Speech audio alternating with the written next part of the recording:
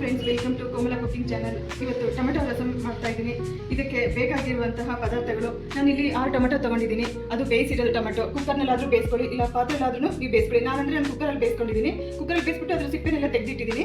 ಇದನ್ನ ಮಿಕ್ಸಿಗೆ ಹಾಕ್ಬಿಟ್ಟು ಪೇಸ್ಟ್ ಮಾಡೋಣ. ಈಗ ಟೊಮೆಟೊನ ಮಿಕ್ಸಿಗೆ ಹಾಕ್ಕೊಂಡು ನಾನು ಪೇಸ್ಟ್ ಮಾಡ್ತಾ ಇದ್ದೀನಿ. ಮಿಕ್ಸಿಗೆ ಹಾಕ್ಬಿಟ್ಟು ಈ ಥರ ಪ್ಯೂರಿ ಮಾಡ್ಕೊಂಡಿದ್ದೀನಿ. ಒಗ್ಗರಣೆಗೆ ಬೇಕಾಗಿರುವಂಥ ಪದಾರ್ಥಗಳು: ಒಂದು ಹೆಚ್ಚಿರೋ ಕೊತ್ತಂಬರಿ ಸೊಪ್ಪು, ಒಣಮೆಣಸಿನ್ಕಾಯಿ, ಒಂದು ಅರ್ಧ ಸ್ಪೂನ್ ಬೆಲ್ಲ, ಜಜ್ಜಿರೋ ಒಂದು 10 ಎಸಳು ಬೆಳ್ಳುಳ್ಳಿ, ಕರಿಬೇವು ಸೊಪ್ಪು. ಒಗ್ಗರಣೆಗೆ ಜೀರಿಗೆ, ಅರಿಶಿನ ಪುಡಿ, ಉಪ್ಪು, MTR ರಸಂ ಪೌಡರ್ ನಾನು ಬಳಸ್ತಾ ಇರೋದು. ಈಗ ನಾನಿಲ್ಲಿ ಒಗ್ಗರಣೆಗೆ ಒಂದು 3 ಸ್ಪೂನ್ ಆಯಿಲ್ ಹಾಕೋತಾ ಇದ್ದೀನಿ. ಇಲ್ಲಿ 1 ಸ್ಪೂನ್ ಸಾಸಿವೆ ಹಾಕೋತಾ ಇದ್ದೀನಿ, 1 ಸ್ಪೂನ್ ಜೀರಿಗೆ, ಬೆಳ್ಳುಳ್ಳಿ, ಒಣಮೆಣಸಿನ್ಕಾಯಿ, ಕರಿಬೇವು. ನೋಡಿ, ಬೆಳ್ಳುಳ್ಳಿ ಎಲ್ಲ ಕೆಂಪಗಾಗಿದೆ. ಇದಕ್ಕೆ ನಾನು ಟೊಮೆಟೊ ಪ್ಯೂರಿನ ಒಗ್ಗರಣೆಗೆ ಹಾಕೊಳ್ತಾ ಇದ್ದೀನಿ.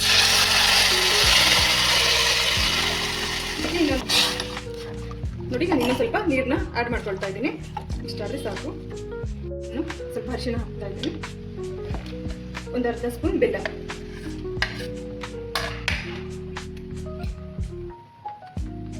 ಒಂದು ಅರ್ಧ ಸ್ಪೂನ್ ಸಾಲ್ಟ್ ಹಾಕ್ತಾ ಇದ್ದೀನಿ.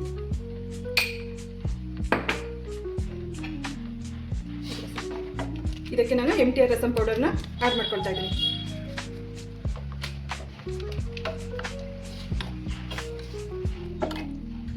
ಈ ಥರ ರಸಂ ಮಾಡ್ಕೊಳ್ಳಿ. ಇದಕ್ಕೆ ಫ್ರೆಂಡ್ಸ್, ಈಗ ರಸಂ ರೆಡಿ ಆಗ್ತಾ ಇದೆ.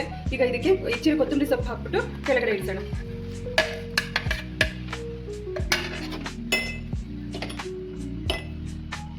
ನೋಡಿ ಫ್ರೆಂಡ್ಸ್, ನೀವು ಮಣ್ಣಲ್ಲಿ ಮಾಡ್ಕೊಳ್ಳಿ.